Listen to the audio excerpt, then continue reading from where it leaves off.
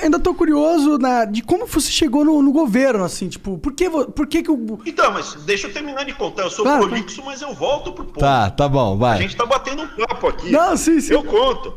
Aí o que aconteceu? Mas tá tudo bem? Eu tô todo monopolizando muita conversa? Não, cara, Não, relaxa, não. relaxa. Não, relaxa, é que eu tô curioso mesmo. Então, daí eu fui para a faculdade, a gente montou um think tank, a gente montou uma associação de professores sem fins lucrativos, para a gente começar a desenvolver ideias para fazer uma reforma da Previdência. Então, montamos o think tank, começamos a prestar consultoria para empresas privadas, essas empresas começaram a pagar a gente, e com o dinheiro que a gente juntou, a gente trazia professores do exterior para palestrar aqui, para falar com pessoas, para apresentar ideias, ou ia para o exterior para visitar. Fechamos uma proposta de reforma. Aí, quando terminou, eu tinha sido economista-chefe, eu conhecia o Congresso Nacional, do mercado financeiro, mercado de capitais, diretor internacional. Eu falei, Arthur, meu irmão, agora eu vou lá para Brasília, vou achar um parlamentar para a gente apresentar. Nisso, o Temer tinha enviado a reforma dele, que era uma reforma errada. Se você quiser, até posso explicar por que estava toda errada. Mas por quê? Eu tenho curiosidade nessas coisas. De cálculo na Constituição. Na Constituição. Só para você ter uma ideia. Ia resolver no curto prazo e abrir boca de jacaré no lombo. É um detalhe técnico. Mas aí o que aconteceu? Eu fui falar com o relator, o Arthur Maia, da reforma, apresentei. Ele falou, pô, essa reforma é muito melhor que a do Temer, mas o Henrique Meirelles se fechou em copas. É a dele, com a turma dele, não tem diálogo. Mas eu vou chamar vocês para organizar um seminário internacional.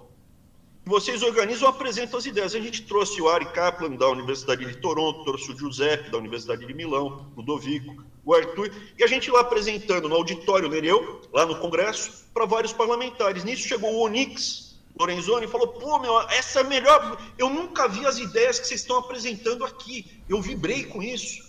Eu já conheci o Onyx, que ele estava brigando lá atrás com o Renan Calheiros, corrupção, etc., né, que ele estava no embate com a turma da bagunça.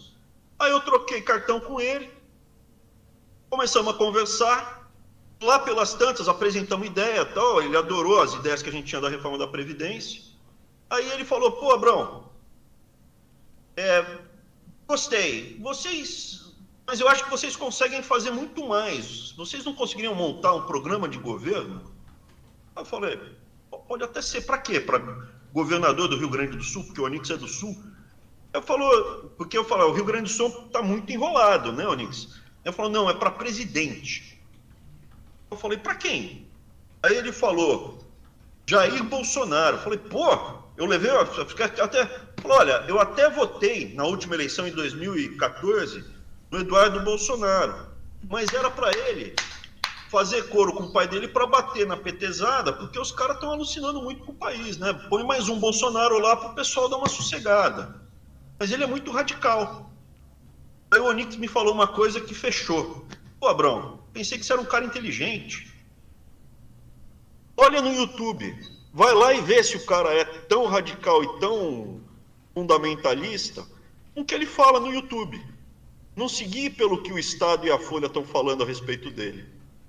Aí eu fui, fiz o meu, como eu fiz com vocês, fiquei analisando vocês viram que a minha avaliação, pelo menos o que vocês estão dizendo é que bateu, né? Ah, sim, com certeza. Eu fui de leitura. Aí eu falei, beleza, dá para conversar. Aí ele me levou para conversar com eu e o Arthur, a gente foi conversar com o Jair Bolsonaro, comecinho de 18. Como primeiro semestre de 18. O primeiro semestre, acho que a primeira conversa foi em maio. E o resto é história. Começamos a montar o programa de governo, Banco Central Independente, algumas ideias, né? No começo algumas ideias. Mostrar que precisava fazer a reforma da Previdência, que ia quebrar, que ia estourar o país. Comecei a montar várias outras ideias. Então foi você que montou o plano do governo Bolsonaro, é isso? Vocês, a sua equipe? Não, eu sozinho. Daí depois chegou o Paulo Guedes. O Paulo Guedes é o economista, ele veio com uma equipe grande. Mas no começo era um grupo muito pequeno. Quando a gente foi para a Ásia, assim, veja, a gente foi para a Ásia justamente para pegar os casos de sucesso em educação, em pesquisa científica. Onde foi? A gente foi para o Japão, para a Coreia do Sul e para Taiwan. 2017, isso, Arthur? Não, a gente foi em 2018 que a gente foi para Taiwan, não foi? 2018. A gente conheceu ele em 2017, perdão. Foi no comecinho, maio de 2017, o Jair Bolsonaro. Daí, em comecinho, janeiro de 18, a gente foi para a Ásia.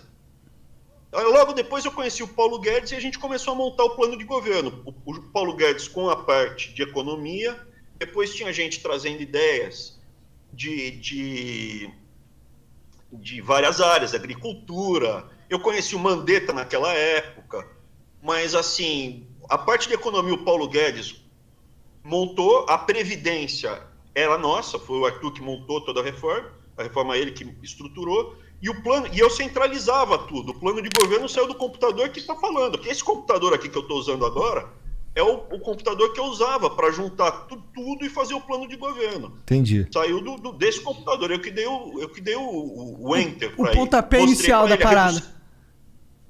Redução do número de ministérios. A primeira vez que eu apresentei, eu mostrei 16. Aí o pessoal zoou comigo, Abrão, você virou estatista, é muito ministério. Falou, não dá para reduzir mais, é difícil e tal. Aí, pô, vamos reduz mais. Aí eu pus 12. O pessoal tirou sarro. Daí depois foi subindo, né? Subiu, agora tá em 20. E vai aumentar agora que ele fez o acordo com o Centrão, né? O Bolsonaro. Independência do Banco Central. Assim, logo no começo da conversa, independência do Banco Central e reforma da Previdência. As duas coisas que eu falei. A gente precisa quebrar essa imagem que o senhor vai causar turbulência no mercado financeiro. E como a gente quebra isso? A gente vai trazer de volta duas conversas que estão mortas hoje. Uma é Banco Central Independente. Estava enterrado. Então vai defender o Banco Central Independente. Ah, pô, mas não sei o que lá. Daí eu mostrei, apresentei todos os lances. E aí eu te falo, Monark, eu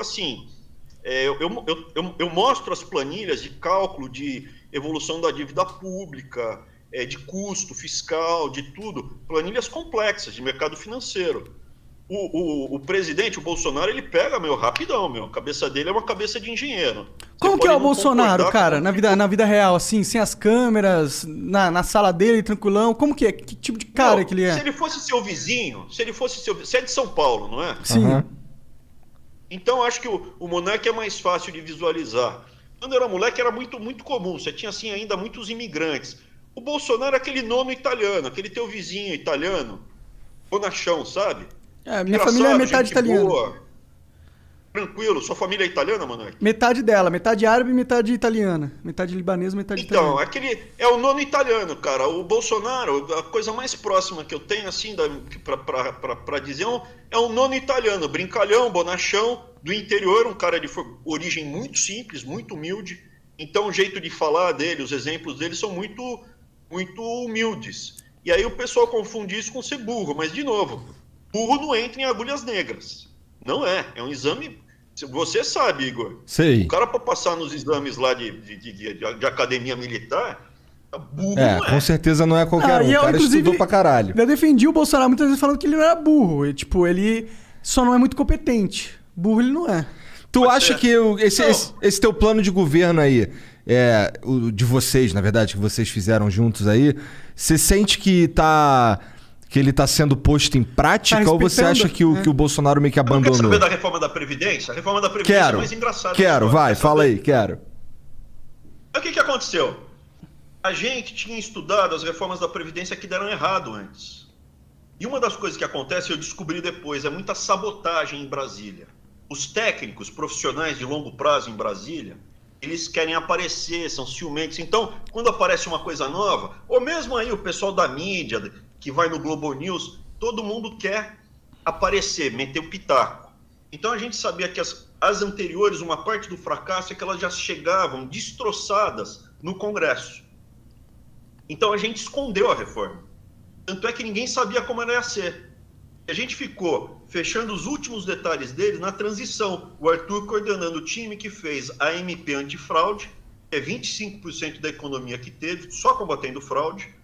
É uma economia grande. E depois a reforma em si, que ela tinha uma proposta que foi tirada pela turma lá do Rodrigo Maia, etc. e tal, que era as contas individuais de previdência.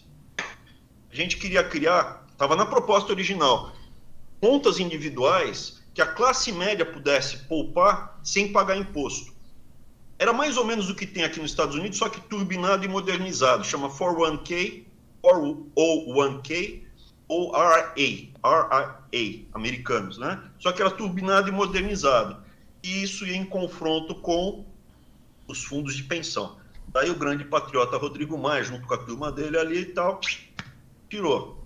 Mas o resto da reforma, a estrutura, o Paulo Guedes pegou, defendeu, levou adiante, mas ela foi entregue em mãos, inteira, no dia 1º de janeiro, junto com o MP também. E com isso o mercado acalmou. O que o Brasil estava em rota de explosão fiscal, o Brasil ainda está numa situação fiscal ruim, mas a reforma no longo prazo, ela gera equilíbrio fiscal. O que faltou são os benefícios. Outra ideia que a gente tinha era a aposentadoria fásica, que é dar um benefício antecipado para as pessoas menor que o salário mínimo, mas ela podia escolher se ela queria ou não.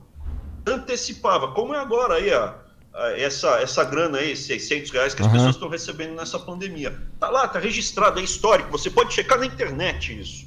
É por isso que a gente foi para o Congresso. Meu irmão foi algumas vezes para o Congresso para defender a reforma nas comissões, porque ele era um cara, o maior especialista no assunto. Mas você acha que... E aí o que... Mas o melhor da história tá por vir, se quiser. Diga lá. Não. Eu só ia perguntar que... É que você falou daquela parte que o Maia, o patriota, foi lá e tirou uma parte importante da parada. Tô sendo irônico, né?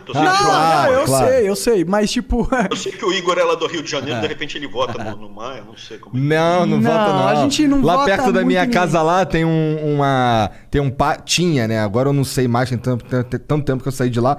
Mas tinha um pátio de táxi lá, que quando eu falava onde eu morava, os caras que sempre falavam assim, lá perto do César Maia, que o César Maia tinha táxi pra caraca na cidade. Esse pátio era, nossa, muito. E aí todo mundo já sabia, já. Aí, pô, um prefeito ou ex-prefeito que tinha um pátio cheio de táxi... Boa pessoa não é, né? Porque ele tem um negócio que depende do governo. Bom, mas... Eu não vou comentar nada. Tá, deixa fechado, porque eu só tô apontando, eu tô só relatando que tá bem documentado tudo isso. Tá. Mas não tinha uma época que eu lembro da discussão da Previdência que era a capitalização, não era?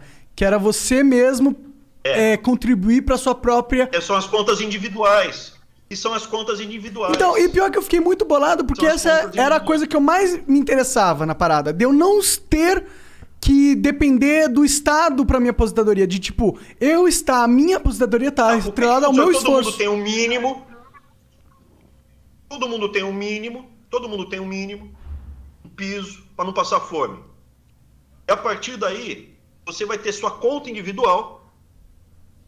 E você, se deixar o dinheiro aplicado no longo prazo, não paga imposto sobre isso, tem isenção tributária em cima disso.